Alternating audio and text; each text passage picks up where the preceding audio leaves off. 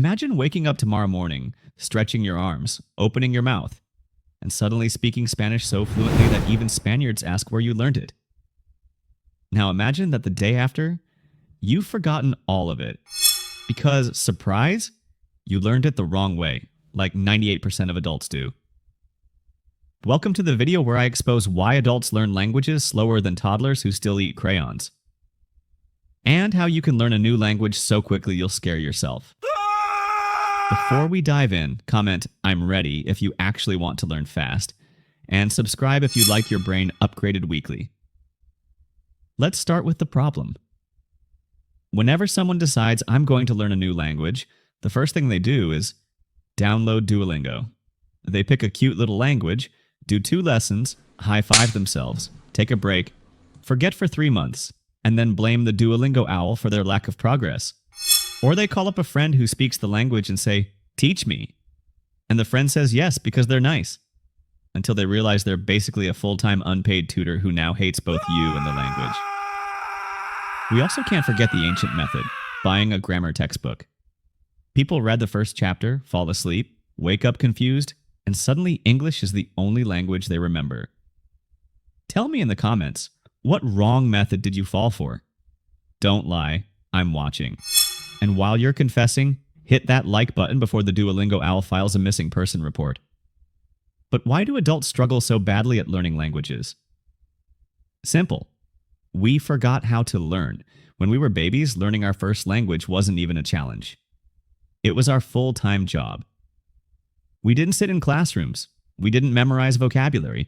We didn't take grammar quizzes. We just absorbed, repeated, pointed at random things, and said, "Ba-ba," and somehow it worked. Meanwhile, adults show up with stress, perfectionism, overthinking, and this desperate desire to sound correct. Babies just vibe. Adults panic. That's the difference. Yet learning a new language is one of the best superpowers you can give yourself. It boosts your brain, your creativity, your memory, your job opportunities, your travel experiences. And yes, it even boosts your dating life, because being bilingual instantly adds 27% attractiveness. That's definitely not scientific, but it's true. Which benefit motivates you the most? Drop a comment. Now here's something our brains love: ranking things. Languages, for example, definitely come in difficulty levels. Think of Spanish, French, Italian, and Portuguese as the tutorial levels: friendly, familiar, easy to imitate. Then you've got your medium levels like German or Swahili. Doable, but your brain might sweat a bit.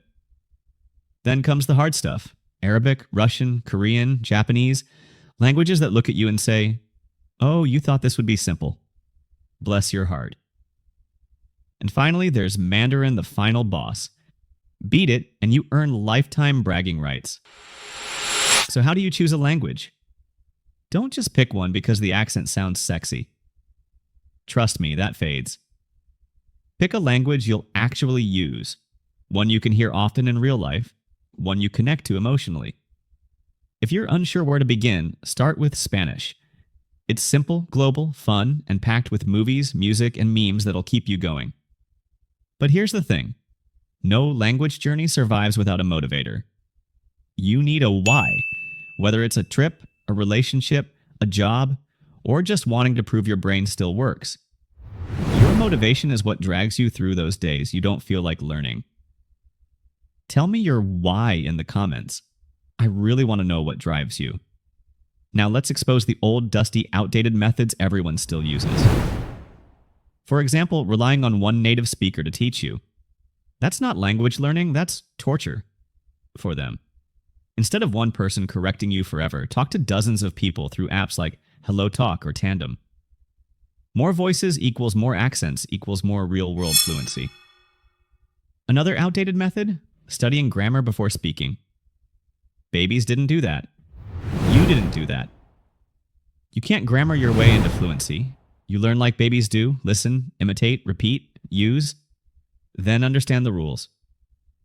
Flashcards? Sure, keep them, but stop memorizing words in isolation. Your brain loves context, story, pictures, emotion. That's how words stick. And Duolingo? It's fine. It's cute. The owl is persistent. But it can't be the only thing you do. Use it as a warm-up, not the main workout. Now let's talk about the real secret, the baby method. Babies learn quickly because they're surrounded by the language constantly. They hear it every day. They mimic without fear. They fail without shame. They repeat everything. Clearly, they have the superior strategy. And yes, you can copy it. Here's how you do it in real life.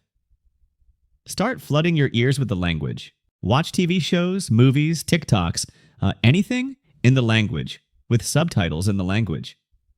Your brain will start syncing up, then start speaking from day one. Even if you sound like a malfunctioning robot, speak. Your brain learns through mistakes, not perfection.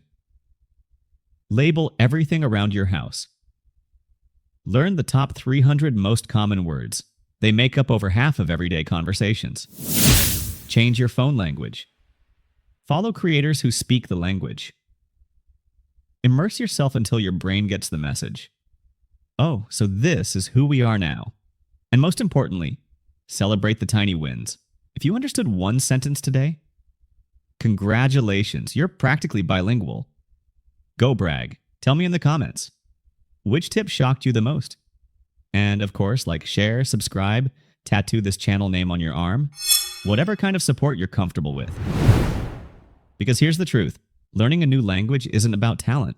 It's about exposure, curiosity, and learning to sound weird without caring.